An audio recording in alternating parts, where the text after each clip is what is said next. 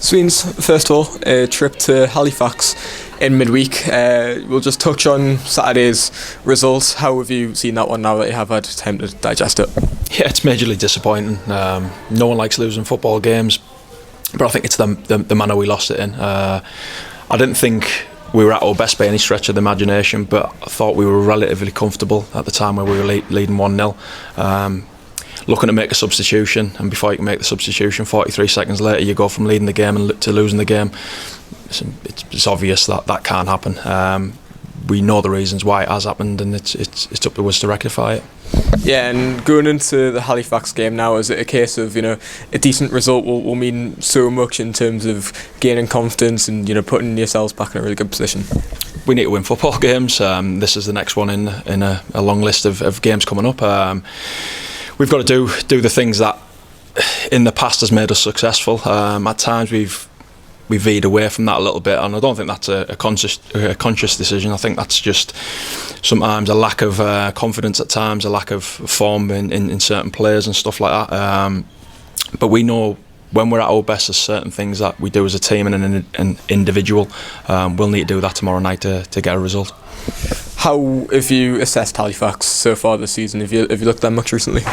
The recent times, the National League changes quite rapidly, so it's no good looking too far back. If you look at our team at the start of the season, it's totally different to the team that it is now. So yeah, in recent times they've had a couple of good results. We know what shape they play, we know who their key players are, and it's down to us to I suppose stamp our authority on the game, understand where their strengths are, and try and nullify them and put a performance in that the club are proud of.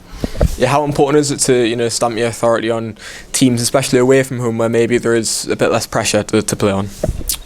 We're a football club at a level where there's going to be pressure on every game. That's the nature of football and where we currently find ourselves. It doesn't matter whether that's home or away. We've got to embrace that. The players have got to embrace that you'd much rather play for a club where there's an expectation than a club where there is no expectation, because there's no real drive and determination. The expectation comes that we have a lot of fans at home. Our fans travel in numbers, so they're expecting of a performance, and rightly so. They pay their hard-earned money to go and do that.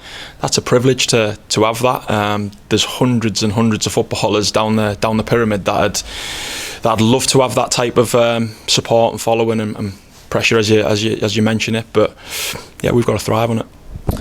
Quite a big pitch, it seems, at this year. So does that change anything in terms of game plan or personnel going into tomorrow night? You've got to be conscious of it. We've got to make the pitch as small as we possibly can when Halifax have got the ball, and we want to make it as big as we possibly can when we've got the ball. So there'll be certain patterns in terms of when we're building that will hopefully show that. And our coordination in sort of pressing and where to press and when to press and what numbers, that'll then make the pitch a lot smaller, hopefully, for the Halifax players, because we want to put pressure on the ball, we want to be aggressive. We just can't do that with a lack of thought of the consequence of doing that, and we've got to do it in numbers, and it's got to be coordinated and structured. Yeah, so quite a bit of aggression in the attacking third, crosses from the flanks. Look at Torelli, look at Luke Hendry, David Ferguson in recent weeks as well. So will they be massive tomorrow night? Yeah, every player's going to be massive. I suppose that if there's a message to the lads that we'll get today, that don't rely on someone else to perform well. Take responsibility, you perform well, and generally if you get 8 or 9 of your starting 11 that do perform well and perform better than the direct opponent, you more often than not put yourself in a good chance of winning games. So take responsibility. We as a staff have got to take responsibility as well in terms of how we set it up and what messages we give. And hopefully, when you put all that into the mix, we should be in line for a good result. A short-term loan deal in Joe Matic coming into the club. How pleased are you to get that one over the line? Yeah, we need numbers. We've conceded a lot of goals at the back. That's through individual mistakes. That's through a collective defensive unit and stuff like that. So Joe comes in. He's massively experienced.